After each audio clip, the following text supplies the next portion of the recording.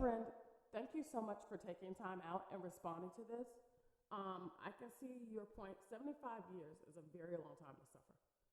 75 years is a very long time to be displaced. Um, 75 years is a long time to deal with settler colonization and the pains of settler colonization. I am not taking away from the struggle of the Palestinian people. I'm not taking away from the theft of their country, their farmlands, the destruction of their children, the forced migrations they've had to endure. I'm not taking away from any of that. Where I would have to respectfully disagree, though, is that whereas Palestine has been under siege for 75 years, there have been marches that I know of since the 60s. There have been protests since the 60s. There hasn't been anything en masse like this until this age of video streaming. But there are people who were protesting in the 60s. There are people on this app that were protesting in the 90s for Palestine. But we have yet to see massive protests in the street for Congo. And I think that's where she is challenging us to shift our opinion, even us as African diaspora, on the pain of other Africans. It's because Congo has been an ongoing issue since the last 500 years. Patrice Lumumba, let me say that correctly.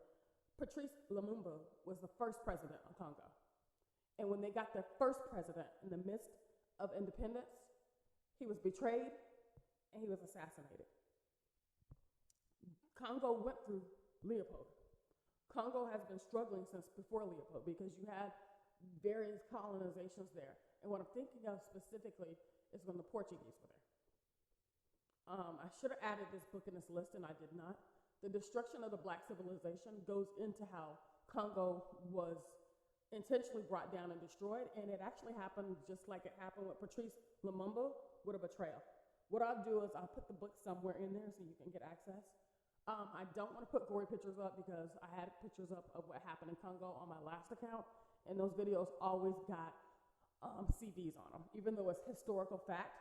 Every time I posted pictures about Congo, I got a CD. But I think that we, even as Africans, are sometimes desensitized to how long various people of our diaspora have been suffering.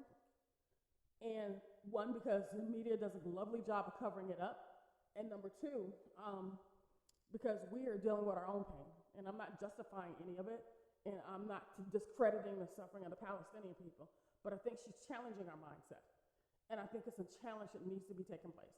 When we scan through this app and we scroll through this app, we do not see people actively protesting for Congo and the slavery. And we directly benefit from the suffering of the Congolese people. And I think we all know that. We've all been posting about that. But I think that's another way we need to look at it. The cell phone that I'm recording on is a direct benefit from their suffering. I have girlfriends that have electric cars. That is a direct benefit. These fancy TVs that we have that have video cameras and all of that, direct video games, benefit. My husband loves video games. Absolutely loves video games. Direct benefit from the suffering. And I think that's where the challenge and mindset has to come. So I get where you're saying the Palestinian people have suffered for 75 years. The Congolese people have been suffering an ongoing plight for the last 500 years. And so I completely understand and I agree where she's coming from. Same with the Sudanese people. Not 500 years, but they've been going through ongoing struggle for their resources. And all of this is because instead of fair trade, instead of Europeans, instead of Asians, instead of Westerners, you consider Sudan, what's going on with the UAE, including the Russians. The Russians are in Sudan as well. It's China, Japan.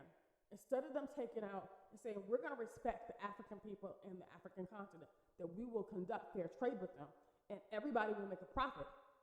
Instead, the response is, we will enslave them to get their resources. I literally just finished reading How Europe Underdeveloped Africa a few months ago. And it goes from how Europe underdeveloped Africa to how America was able to take over those various infrastructures that were set by Europeans and continues this ongoing issue. We talk about France, but we don't talk about our country enough. And the Congo is a direct benefactor of that pain. It has been for a long time. So I was thinking the perspective that she wants us to take is, why aren't we in the street marching for Congo and their child slavery and their constant destruction of their society and their way of life because people want what they have but are unwilling to pay for what they have? Just food for thought. I wanted to add that perspective. I see how you could disagree because 75 years is a long time, but I would definitely challenge all of us on the 500 years. And remembering as Palestine was being colonized as a settler colony, the brutality of the African people continent-wide has been ongoing for a very, very long time. But thank you for the conversation and thank you for the dialogue. Talk to you soon.